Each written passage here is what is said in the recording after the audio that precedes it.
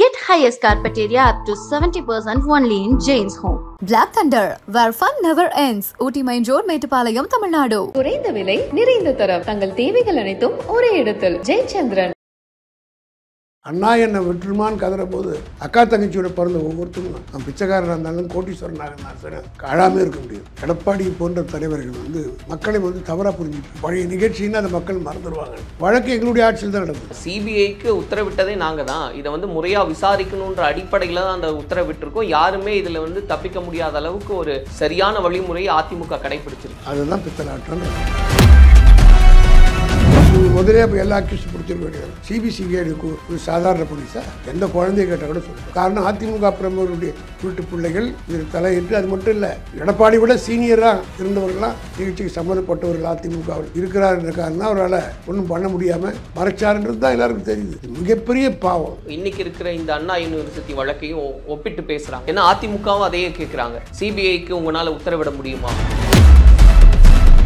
Single accused இல்லை, அதுலேயுமே அவங்க ஒரு கிளைம் வைக்கிறாங்கல்ல சார், யார் அந்த சார்? என் நம்பரை நீங்கள் எடுத்தீங்கன்னா தமிழ்நாடு பூரா இருக்கிற எல்லா கட்சிக்காரங்க யாராவது ஒருத்தர் பேசுகிறாங்கன்னா அப்போது நான் இனிமேல் அவர் என்ன அர்த்தம்? சிபிஐ தான் விசாரிக்குது இல்லை, யார் அந்த சார்னு வெளியில் கொண்டு வந்து விட்டுருக்கணும்ல. ஒரு ஆளுக்கு தான் ஒருத்தர்கிட்ட ஃபோன் பண்ணாருன்னு சொல்கிறீங்க. அப்படி யார் அந்த ஆளுன்னு என்ன பிடிச்சி வச்சு போட்டிருப்பாங்கல்ல. ஒருவேளை அதனால தான் சிபிஐக்கு மாற்றுங்க அப்படின்னு சொல்லுவாங்க. யார் அந்த சாருன்னு அவர் கேட்குறாங்க. நாளைக்கு அவனுக்கு தான் அந்த சாரை மாற்ற முடியும். யாரோ ஒருத்தர் 2 பேர் பேசியிருக்காங்க, என்னை மட்டும் பிடிச்சிட்டாங்க, நான் இல்லை அந்த சார் தான் சொல்லிட்டு தப்பிச்சுட்டானா என்ன வருதுங்க? அந்த செக்யூரிட்டியே லேப்ஸ் ஆகிருக்க. அது காரணம் யூனிவர்சிட்டியுடைய வைஸ் சான்சலர் இல்லை, நிர்வாகம் நடத்துறதுக்கு ஆள் இல்லை. இதெல்லாம் இருந்ததுன்னா அது நடந்திருக்காரு. தாவேக தலைவர் விஜய் அவர்கள் 90 நாட்களில் நீதி கிடைக்கிறதுக்கான வழிவகையை செய்யணும். அது தவறு. எடப்பாடி ஆட்சியில் இருந்த காரணத்தினால அவருக்கு சம்மந்தப்பட்டு செஞ்சவங்கலாம் அதிமுக காரணம் தான் ரெக்கார்டெலாம் அழிக்கப்பட்டிருக்கு. நான் சொல்ல சிபிஐ அட்வொகேட்டே சொல்கிறார். அப்போ ஊஸ் ரெஸ்பான்சிபிள். காரணம் அவசரத்தில் கொடுத்தோன்னு வச்சுங்க, பரபரப்பான செய்தி வரும். சுப்ரீம் கோர்ட்டுக்கு போய் வரும்போது 8 வருஷம் ஆகிடும். அப்போ இந்த பரபரப்பு செய்திலாம் போயிடும், அவன் வெளியில் வரும். இந்த பொள்ளாச்சி வழக்கு, அதனுடைய தீர்ப்பு, இது குறித்து உங்களுடைய பார்வை? பொள்ளாச்சி வழக்கு என்பது இதுவரையில் தமிழ்நாடு காணாத ஒரு கோர சம்பவம். எத்தனையோ வகையான குற்றங்கள் நடந்திருக்கு. ஆனால் தமிழ்நாட்டில் பொள்ளாச்சி பாலியல் குற்றத்தைப் போல இதற்கு முன்னால் இப்படி ஒரு சம்பவம் நடைபெற்றதாக எனக்கு தெரியவில்லை. காரணம் என்ன? இப்படிப்பட்ட ஒரு சம்பவம் தமிழ்நாடு பார்க்காத ஒன்று. அப்படி அந்த கோர சம்பவம் நடைபெற்ற போது ஆட்சியில் இருந்தவர் திரு எடப்பாடி பழனிசாமி அவர்கள். அவர் தான் இப்போது 132 முதல் சட்ட ஒழுங்கு பற்றி பேசுகிறார். அவர் ஆட்சி பொறுப்பில் தான் இதெல்லாம் நடந்தது. அது மட்டுமல்ல, அவருடைய கட்சியை சார்ந்தவர்களே இதில் தொடர்பில் இருந்தார்கள் என்பது பட்டவர்த்தமாக அந்த பகுதி மக்கள் அனைவருக்கும் தெரியும். இந்த சம்பவம் நடைபெற்றது போது கூட எப்படி ஸ்டெர்லைட்டில் துப்பாக்கி சூடு நடந்தபோது டிவியை பார்த்து தான் நான் தெரிஞ்சுக்கிட்டேன்னு மெத்தனமான போக்கில் எடப்பாடி பேசினாரோ, அதே போல் இந்த சம்பவம் நடந்ததுக்கும் புகார் கொடுத்து கூட 4-5 நாளுக்கு கூட நடவடிக்கை. இது எவ்வளோ பெரிய கிரேவ் அஃபென்ஸு. அதாவது இது அந்த அந்த வழக்கை விசாரித்த நீதிபதி ஒவ்வொரு சாட்சியும் விசாரிக்கிற போது கண்ணீர் வடித்தாங்கன்றதை நீ பத்திரிகையில் பார்த்தேன் நான். ஸோ ஒரு நீதிபதி பல கொலை வழக்குகளை பார்த்துருப்பாங்க, பல வழக்குகளை விசாரிச்சிருப்பாங்க, பல ரேப் கேஸ் எல்லாம் கூட விசாரிச்சிருப்பாங்க. ஆனால் இந்த வழக்கில் சாட்சிகள் கூண்டில் ஏறி சொன்னபோது கண்ணீர் வடித்தார்கள் என்று சொல்லும்போது அந்த அளவுக்கு ஒரு சம்பவம் நடந்திருக்கு. இந்த சம்பவம் அதிமுகவினுடைய ஆட்சியாளர்கள் அஜாக்கிரதையாக இருந்த காரணத்தினால் மட்டுமல்ல, ஆளுங்கட்சியிலே இருப்பவர்கள் இதில் தொடர்பில் இருந்தார்கள் என்பது தான் அன்றைக்கு எல்லோரும் பேசிய ஒன்று. அதுதான் உண்மையும் கூட. ஸோ இந்த தீர்ப்பே நிறைய பேர் ஒருவேளை இது தூக்கா இருக்கலாம் அப்படின்ற கருத்துக்கள்லாம் பேசப்படுது. ஆனாலுமே சாகும் வரைக்கும் ஆயுள் அப்படின்றது குறிப்பிடத்தகுந்தது. ஏன்னா இந்தியா முழுவதுமாக கவனித்த விஷயம் அப்படின்னு ஒரு பக்கம் சார். இதில் இன்னொரு கருத்து சொல்கிறாங்க, இது எப்படி திமுக கிளைம் பண்ணுறாங்க, இது எங்களுடைய அழுத்தமும் இதில் இருந்தது, அதனால இந்த ஒரு முடிவு வந்திருக்கு அப்படின்னு. இது எப்படி திமுக கிளைம் பண்ண முடியும்? அதாவது எடப்பாடி போன்ற தலைவர்கள் மக்களை தவறாக புரிஞ்சுக்கிட்டு இருக்காங்க. மாப் சைக்காலஜி தெரியாத ஒரு தலைவர் தான் அவர். அவர் என்ன நினைக்கிறாருன்னா, ஒரு பழைய நிகழ்ச்சின்னா அதை மக்கள் மறந்துடுவாங்க. காரணம் 2019 நடந்தது. ஏறத்தாழ 6 வருஷம் ஆயிடுச்சு. மக்கள் மறந்திருப்பார்கள்னு நினைக்கிறார். அப்படி அவர் பேசுகிறதுனால இதெல்லாம் நாங்கள் சொல்ல வேண்டியதாக இருக்குது. மக்களுக்கு திருப்பி கொண்டு வந்து நடந்த நிகழ்ச்சி சொல்ல வேண்டியதாக இருக்குது. இந்த சம்பவம் நடைபெற்ற போது எந்த விதமான ரியாக்ஷன் சீஃப் மினிஸ்டர்கிட்ட வரவில்லை. புகாரை கூட பதிவு செய்யவில்லை. அது காரணம் என்னென்னா, அன்றைக்கு சொல்லப்பட்ட கருத்து அங்கே இருக்கிற அரசியல் தலைவர்கள் அதிமுகவை சார்ந்தவர்கள், அவருடைய குடும்பத்தை சார்ந்தவர்கள் இதை தொடர்புன்னு சொன்னாங்க. அது மட்டுமில்லை, முதல்ல அது பெரிய போராட்டமாகி திராவிட முன்னேற்ற கழகம் கடுமையாக எங்கள் தலைவர் தளபதி அவர்கள் இந்த சம்பவத்தை குறித்து பேசி மகளிர் அணியினுடைய மாபெரும் ஆர்ப்பாட்டத்தை அங்கே நடத்தினார். கனிமொழி கழகத்தினுடைய துணை பொதுச் செயலாளர் எம்பியாக இருந்தவங்க அங்கே போய் ராஜ்யசபா மெம்பர் இருந்தாங்க. அப்போது அவங்களே தலைமையேற்று ஆயிரக்கணக்கான பெண்களை திரட்டி நாங்கள் நடத்தினோம். அதே போல் மார்க்சிஸ்ட் கம்யூனிஸ்ட் கட்சியில் இருக்க மாதர் சங்கங்கள், மற்ற சோஷியல் ஆர்கனைசேஷன் லேடிஸ் எல்லாம் இந்த சம்பவம் கேள்வி யார் யார் குழந்தை பெற்றிருக்கிறாங்களோ, குழந்தை பெற்றிருக்கிறோ அத்தனை பேருமே அதில் வந்து ஒட்டுமொத்தமாக இந்த பிரச்சனை கையில் எடுத்து போராடினாங்க. அவர் மூடி மறைக்க நினைச்சாங்க அதிமுக ஆட்சி இருந்தவங்க. ஏன்னா இந்த சம்பவம் உடனடியாக 24 ஹவர்ஸ்க்குள்ளே எஃப்ஐஆர் போட்டிருக்கணும், எல்லா அக்யூஸ்டையும் பிடிச்சிருக்கணும். ஆனால் பிடிச்சாங்களான்னா இல்லை. 4-5 நாள் கிடப்பில் போட்டு வச்சிருந்து கேஸே ரிஜிஸ்டர் பண்ணாமல் அதுக்கப்புறம் இது மக்கள் பிரச்சனையாகி பூதாகாரமாக உருவெடுத்த காரணம் தான் நீதிமன்றமே சோமோட்டமாக விசாரணை எடுத்து விடுமோ என்று உளவுத்துறையின் மூலமாக அவர்களுக்கு தகவல் போனதனுடைய அடிப்படையில் தான். உளவுத்துறை எங்கள் கையில் இருக்குது, இது தெரிஞ்சு கொள்கிற வாய்ப்பும் எங்களுக்கு இருக்குது.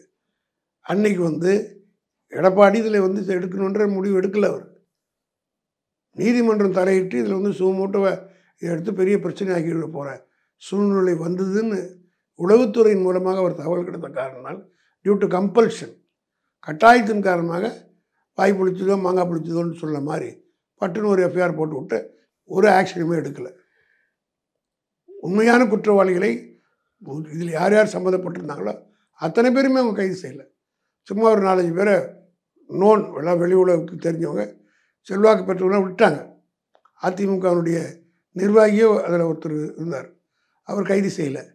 ஆனால் அதற்கு பிறகு நீதிமன்றமே சிபிஐ விசாரணை ஆர்டர் பண்ணுறோன்னு பண்ண பிறகு தான் அந்த நிலைக்கு வந்த பிறகு தான் இவர் சிபிஐ இடத்துல ஒப்படைச்சார். ஒப்படைத்த பிறகு இவங்க போட்ட அக்யூஸ்டோட ஒரு 4-5 அக்யூஸ்டை விசாரித்து நடவடிக்கை எடுத்து அவங்க பூரா அதிமுகவிலேருந்து ஒரு பிரமுகரும் இருக்கார். இந்த 9 பேரில் 4 பேர் பிறகு சேர்த்தப்பட்டவன் தான். ஸோ அவங்க வந்து இதில் மக்களுடைய போராட்டம் திராவிட முன்னேற்ற அன்றைக்கி இருந்த எதிர்க்கட்சி தலைவர் தளபதி மு.க. ஸ்டாலின் முன்னெடுத்த பிரச்சனைக்கு தான். இல்லைன்னா அது போய் மூடி மறைச்சிட்டு இருப்பாங்க. ஓரளவு மற்ற எதிர்கட்சியெல்லாம் தான் பண்ண மாதிரி தான் ஆகிருக்கும். ஆனால் இது மக்கள் பிரச்சனையாக கொண்டு போய் சேர்த்தோ தளபதி மு.க. ஸ்டாலின். அதனால் இதை வந்து சிபிஐயோட ஒப்படைச்ச பிறகு சிபிஐயினுடைய முயற்சியால் இப்போ முழு பேஸ் போட்டு வழக்கு நடந்து, வழக்கு எங்களுடைய ஆட்சியில் தான் நடந்தது.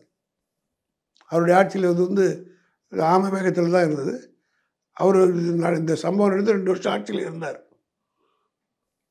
ஆனால் திமுக ஆட்சிக்கு வந்த பிறகு தான் 2021 தான் இந்த வழக்கு வேகம் பிடிச்சு, அது மட்டுமல்ல அதே நீதிபதி கொண்டு அது விசாரிச்சிருக்காங்க. ஒரு பெரிய நீதித்துறையிலே வந்து நான் ட்ரையல் கோர்ட்டில் லாயராக இருந்திருக்கேன்.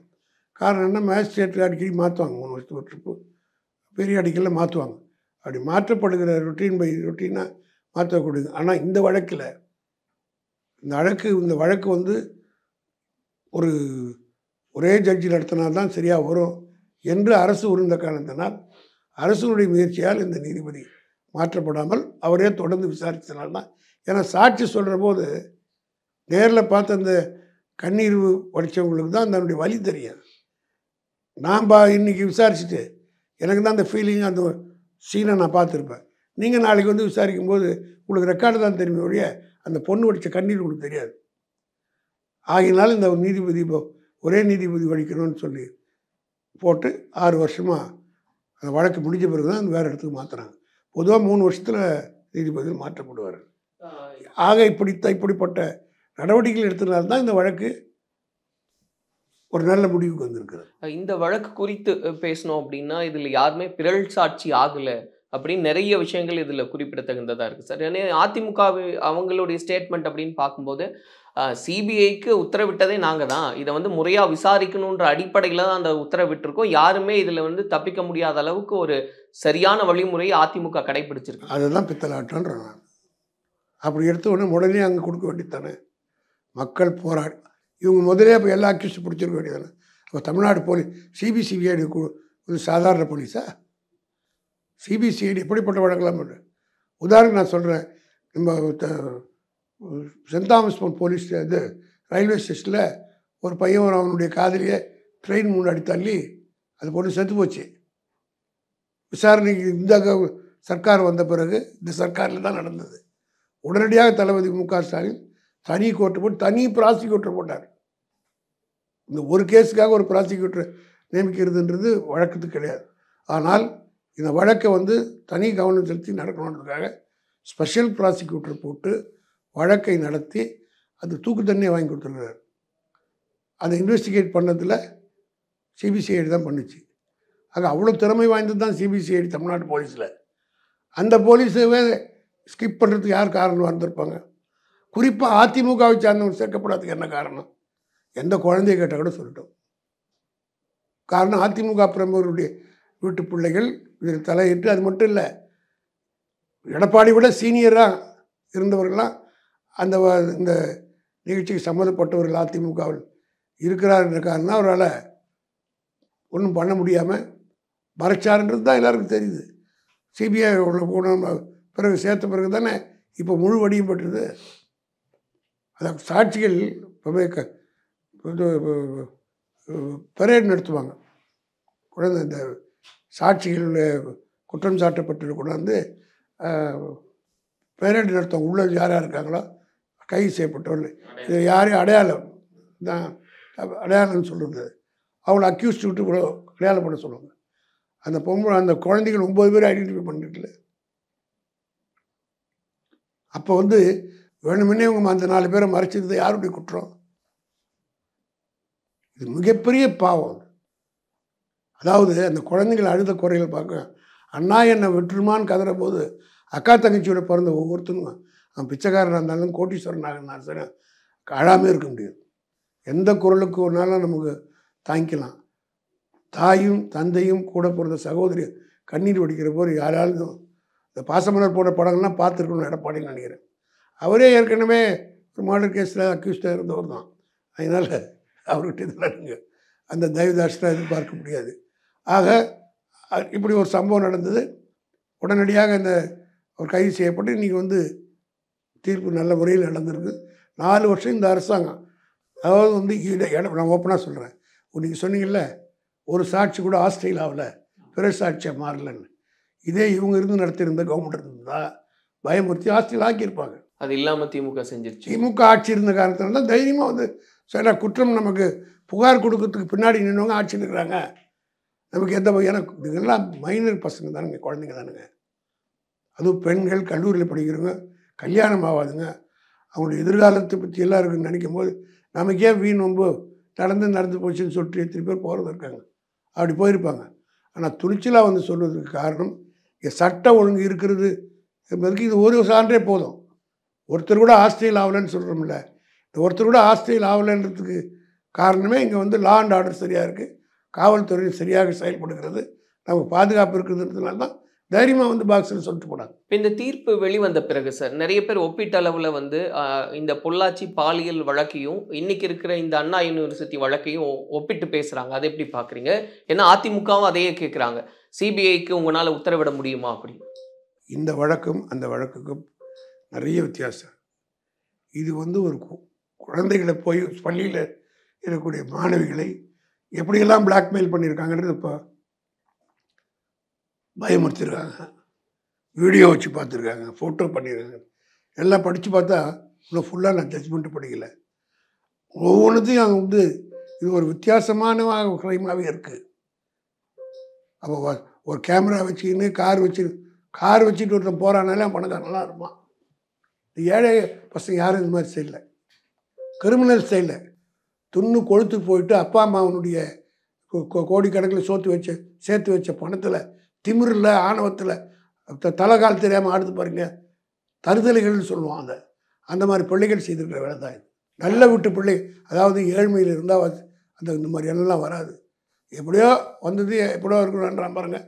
ஒவ்வொருத்தருடைய கார் எந்தெந்த எம்ஓ காமிச்சிருக்காங்க, மெட்டீரியல் ஆப்ஜெக்டில் அந்தந்த காரெல்லாம் காமிச்சிருக்காங்க. அந்த காரெல்லாம் பாருங்கள், நீங்களும் நானும் போகக்கூடிய இருக்கிறாருக்கு அந்த காரு. இந்த வசதி வாய்ப்பெல்லாம் எப்படி வந்தது இந்த பசங்களுக்கு? யார் அதுக்கு எப்படி வந்தது? இதெல்லாம் இன்னொரு ப்ரூவ் பண்ணணும். அவங்க செஞ்சது அதனுடைய விளைவு இன்றைக்கி அந்த பயந்துட்டு இருந்துருக்காங்க. ஆனால் அண்ணா யூனிவர்சிட்டி அப்படி இல்லை. நான் தெளிவாக சொல்லியிருக்கேன், அண்ணா யூனிவர்சிட்டி கூட போலீஸே போக முடியாது. யூனிவர்சிட்டிக்குள்ளே என்ட்ராவர் அதே இப்போ உச்சநீதிமன்றத்திலேருந்து தீர்ப்பு சொன்னதுலேருந்தே தெரியுது இல்லை என்ன நடக்குது. யூனிவர்சிட்டிக்குள்ளே அண்ணா யூனிவர்சிட்டியினுடைய காம்பவுண்டுக்கு வெளியில் வரது தான் போலீஸ் போக முடியும். அது உள்ளே போகிறதுனா யூனிவர்சிட்டி வைஸ் சான்சலருடைய பர்மிஷன் வாங்கணும். சான்சலர் யார்? கவர்னர். வைஸ் சான்சலர் போர்டில் அதிகாரிகள் யாரும் இல்லை. அங்கே இருக்கிற காம்பவுண்ட் வால் உடைஞ்சது கூட இன்னும் அரசாங்கத்துக்கு சொல்லி பிடபிள்யூ மூலமாக செய்து முடிக்கல. இப்படி பல தவறுகள் நடந்திருக்கு. அந்த மாதிரி இடத்துல நடந்த ஒரு அதுக்கு அதை நான் நியாயப்படுத்தி பேசலை. அது ஒரு பெரிய குற்றமே இல்லைன்னு நான் சொல்கிறேன். அதுவும் ஒரு கோரமான சம்பவம் தான். அதற்காகத்தான் இங்கே சிபிசிஐடி சிங்கிள் அக்யூஸ்ட், இதில் ஒரே அக்யூஸ்டு இல்லை. அதுலேயுமே அவங்க ஒரு கிளைம் வைக்கிறாங்கல்ல சார், யார் அந்த சார் அப்படின்றதையும் அவங்க கேட்குறாங்க. அவன் ஏங்க ஒன்றும் சொல்கிறேன், விவேக் சொன்ன ஒரு பழமொழி தான் ஞாபகம் வருது. கமிஷனர் எனக்கு தெரியுன்றான், சிக்னல் ஹெச் வண்டி ஒன்று ஸ்டார்ட் பண்ணுவான். ஆனால் கமிஷனருக்கு எனக்கு தெரியாதுன்றான். அதே போல் தான் ஒரு எம்எல்ஏ, ஒரு எம்பியோ, ஒரு விஐபி நம்பரோ எல்லாருக்கும் தெரியும் வச்சுருப்போம். இப்போ என் நம்பரை நீங்கள் எடுத்திங்கன்னா தமிழ்நாடு பூரா இருக்கிற எல்லா கட்சிக்காரங்களுக்கும் எல்லாரும் தெரியும். யாராவது ஒருத்தர் பேசுகிறாங்கன்னா அப்போது நான் இனிமேல் அவர் என்ன அர்த்தம்? சிபிஐ தான் விசாரிக்குது இல்லை, யார் இந்த சார்னு எத்தனை வெளியில் கொண்டு வந்து விட்டுருக்கும்ல. எத்தனை மாதம் ஆகுது? இதில் ஒரே அக்யூஸ் தானே, ஒரே அக்கரன்ஸ் தானே. விக்டிம் ஒரு ஆள், அக்யூஸ்டும் ஒரு ஆள். ஒரு ஆளுக்கு தான் ஒருத்தர்கிட்ட ஃபோன் பண்ணாருன்னு சொல்கிறீங்க. அப்படி யார் அந்த ஆளுன்னு நேரம் பிடிச்சி வச்சு போட்டிருப்பாங்கல்ல. ஒருவேளை அதனால தான் சிபிஐக்கு மாற்றுங்க அப்படின்னு சொல்கிறாங்க. நீதிமன்றம் இப்படி ஒரு சம்பவம் நடந்தது. இதுவும் ஒரு அவங்க பார்வையில், நீதிமன்றத்துடைய பார்வையில் இதுவும் ஒரு சம்பவம். ஆனால் அது ரெண்டு காதலர்கள் நடந்தபோது கேஸுக்குள்ளே நான் டீப்பாக போனால் இன்வெஸ்டிகேஷன். Okay sir. இல்லை, நிறைய பேரும் சமூக வலைதளங்களில் நீங்கள் பார்க்குறது ரெண்டையும் ஒப்பிட்டு பார்க்குறது. இந்த மாதிரி அரைக்குறையாக தெரிஞ்சு பேசுகிறது இந்த மாதிரி அஃபென்ஸில் ஸ்டேட்மெண்ட்டே கொடுக்கக்கூடாது. காரணம் அது பூரா இப்போ யார் அந்த சாருன்னு அவர் கேட்குறாங்க. அது நான் கிரிமினல் கேஸ் நடத்துகிற லாயர்ன்ற மாதிரி நான் சொல்கிறேன். நாளைக்கு அவனுக்கு தான் அது சாதகமாக பண்ண முடியும். அவன் என்ன சொல்லுவான்? யாரோ ஒருத்தர் 2 பேர் பேசியிருக்காங்க, என்னை மட்டும் பிடிச்சிட்டாங்க, நான் இல்லை அந்த சார் தான் சொல்லிட்டு தப்பிச்சிட்டான்னா என்ன வருதுங்க? இதெல்லாம் இன்வெஸ்டிகேஷன் பாதிக்கும். ஆனால் அப்படியே இருந்தால் கூட அதை பேசாமல் இருப்பது தான் இந்த இன்ட்ரெஸ்ட் ஆஃப் தி அக்யூஸ்ட். அந்த குற்றம் சாட்டப்பட்டவருக்கு உண்மையே நம்ம நல்லதாக செய்கிறதுனா இதை பற்றிலாம் டீட்டெயிலாக பேசிக்கிட்டு காம்ப்ளிகேட் பண்ணாமல் அப்படி நம்ம பேசுறது பூரா அவனுக்கு தான் இன்றைக்கி தெரியாது. இன்றைக்கி எல்லாம் பேப்பரில் பேசிட்டு போயிடுவாங்க. இன்றைக்கி 2019 நடந்தது, இப்போ 2025 தான் ஜட்ஜ்மெண்ட் வருது. கேஸ் எப்போ நடக்குது? இன்னும் 2 வருஷம் கழிச்சு நடக்கும். அப்போ இந்த ஸ்டேட்மெண்ட் விட்டவங்க பத்திரிகை செய்தி எதுவும் வராது. அவருடைய டிஃபென்ஸ் லாயர் தான் வருவார். அப்போ இதை வச்சு அவர் வேறு மாதிரி திசை திருப்பி அவனுக்கு அக்டல் வாங்கி கொடுத்துருவார். இதெல்லாம் தேவையில்லாத பிரச்சனைகள். ஒரே சிங்கிள் அக்யூஸ்டு, செஞ்சவனா ஒரே ஆள். அக்கரன்ஸ் நடந்தது ஒரு பாதுகாக்கப்பட்ட ஒரு இடம், யூனிவர்சிட்டி கன்ஸ்ட்ரோலில் கவர்னரு அங்கே. அது மட்டும் இல்லை, அங்கேயே அண்ணா யூனிவர்சிட்டியில் செனி செக்யூரிட்டி ஃபோர்ஸ் இருக்குது, ஒரு ஜீப் இருக்குது, ஸ்குவாடுன்னு பேர் இருக்குது. அது சுற்றி ஒரு பெரிய கேம்பஸ். அந்த பிரிட்டிஷ்காரங்க காலத்தில் அந்த இருந்த காரணத்தினால அந்த ஸ்குவாடை சுற்றி பார்க்கறதுக்காக ஜீப் வச்சு அவங்க தனி செக்யூரிட்டியே போவாங்க. அந்த செக்யூரிட்டியே லேப்ஸ் ஆகிருக்க. அது காரணம் யூனிவர்சிட்டியினுடைய வைஸ் சான்சலர் இல்லை, நிர்வாகம் நடத்துறதுக்கு ஆள் இல்லை. இதெல்லாம் இருந்ததுன்னா அது நடந்திருக்காது. ஆக இந்த சம்பவத்தை ஒப்பிட்டு பார்க்குறதே சரியாக வராது. இந்த அக்கரன்ஸ் வேறுங்க. அது குழந்தை தூக்கிட்டு போய் தொடர்ந்து நடந்துருக்குதே. இது ஒரு இன்சிடெண்ட்டு, ஒரு அக்கரன்ஸு. அதுவும் 2 பேரும் ஒன்றா இருக்கும்போது அவனுக்கு இதுக்கு சம்மந்தம் கிடையாது. ஆனால் இந்த பசங்களாம் லவ் போய் குழந்தைங்க காதல் நோண்டு வருதுங்க. அது ஸ்கூல் காலேஜுக்கு போகிறதுல தூக்கிட்டு வந்து தானே பண்ணியிருக்காங்க. ஸோ இதோட இதையும் அது ஒப்பிடுறதே தப்பு. ஒப்பிட்டால் அது அந்த வழக்கு தான் பாதிக்கும்ன்றது என்னுடைய கருத்து. ஸோ இதை ஒட்டி சார், இந்த பொள்ளாச்சி பாலியல் வழக்கை ஒட்டி நிறைய அரசியல் கட்சிகள் இதை வரவேற்றிருக்காங்க, நிறைய கருத்துக்களை எல்லாம் சொல்லியிருக்காங்க. அப்படின்னு பார்க்கும்போது தாவேக தலைவர் விஜய் அவர்கள் இன்னுமே 90 நாட்களில் நீதி கிடைக்கிறதுக்கான வழிவகையை செய்யணும், அப்படியான அமைப்புகளை உருவாக்கணும் அப்படின்றதெல்லாம் பேசியிருக்காரு. அதை எப்படி பார்க்குறீங்க? அது தவறு. அதாவது வழக்கு எதுலேயுமே அவசரத்தை கல்வி திருவிடாது. அப்படி அவசரத்தில் மேலே சுப்ரீம் கோர்ட்டு மேல் கோர்ட்லேயே காட்டி அந்த வழக்கில் தப்பிச்சு வந்துடுவாங்க. Slow and steady wins the ரேஸ்ன்னு சொல்லுவாங்க. எதையுமே இந்த மாதிரி வழக்குகளில் நிதானமாகவும் எச்சரிக்கையோடும் ஒவ்வொரு ஸ்டெப்பையும் அளந்து வச்சு நடத்தினால்தான் இந்த கேஸில் சக்ஸஸ் ஆக முடியும். ஆனால் கால அளவு ராஜீவ்காந்தி கொலை வழக்கு எத்தனை நாள் நடந்தது? ஆக இந்த மாதிரி வழக்குகள்லாம் சிக்கலான இதில் நீங்கள் பார்த்தீங்கன்னா எல்லா எவிடன்ஸையும் அழிச்சிட்டு இருக்காங்க. எடப்பாடி ஆட்சி இருந்த காரணத்தினால அவருக்கு சம்மந்தப்பட்டு செஞ்சவங்கலாம் அதிமுக காரணம் தான் ரெக்கார்டெலாம் அழிக்கப்பட்டிருக்கு. நான் சொல்ல சிபிஐ அட்வொகேட்டே சொல்கிறார், ரொம்ப கஷ்டப்பட்டு ஆவணங்களை கண்டுபிடிச்சி தான் நாங்கள் எடுத்தோம். அப்போ ஹூ இஸ் ரெஸ்பான்சிபிள்? இதெல்லாம் நீங்கள் தான் வெளிப்படுத்தணும் மக்களுக்கு. காரணம் என்னென்னா இந்த சிபிஐயே சொல்லுது, நாங்கள் ரொம்ப கஷ்டப்பட்டு ஒவ்வொரு எவிடன்ஸாக பிக் பண்ணி எல்லாம் அழிக்கப்பட்டு விட்டதுன்னு சொல்கிறாரு. அழிக்கும் போது யார் ஆட்சி இருந்தது? அப்போ எடப்பாடி தானே பொறுப்பதுக்கு.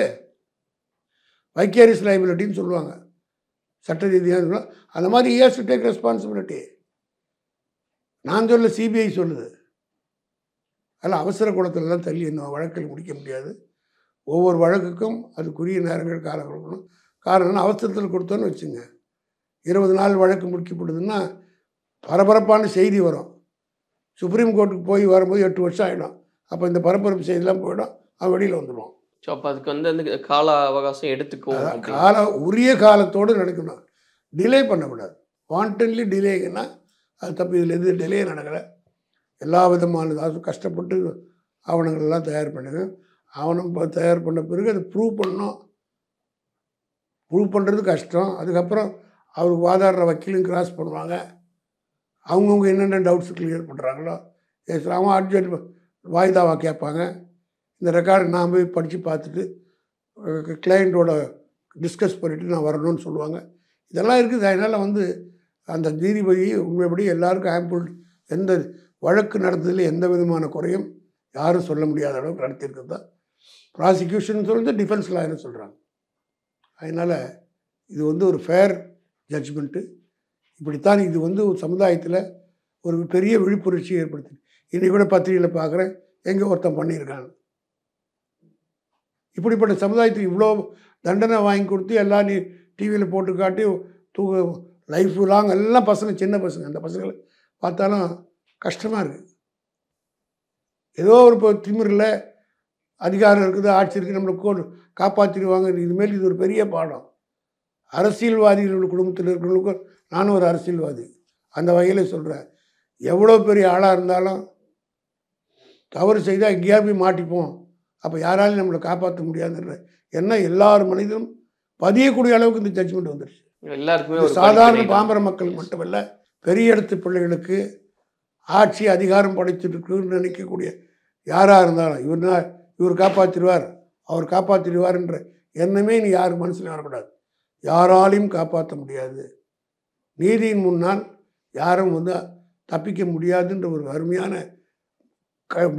விழிப்புணர்ச்சியை மக்களுடைய கண்களை, குறிப்பாக இந்த ஜட்ஜ்மெண்ட்டை என்னுடைய அட்வைஸ் என்னென்னா, காலேஜில் படிக்கிற பசங்களுக்கெல்லாம் இந்த படத்தை போட்டு காட்டி அவங்களுக்கு ஒரு இன்றைக்கி இருக்கக்கூடிய சமுதாயத்தில் ஒரு விழிப்புணர்ச்சி ஏற்படுத்தணும். இதெல்லாம் சொன்னால் அந்த காலத்தில் ஸ்கூலில் படிக்கும்போது மாரல் சயின்ஸ் எல்லாம் இருந்தது, அதெல்லாம் இல்லை.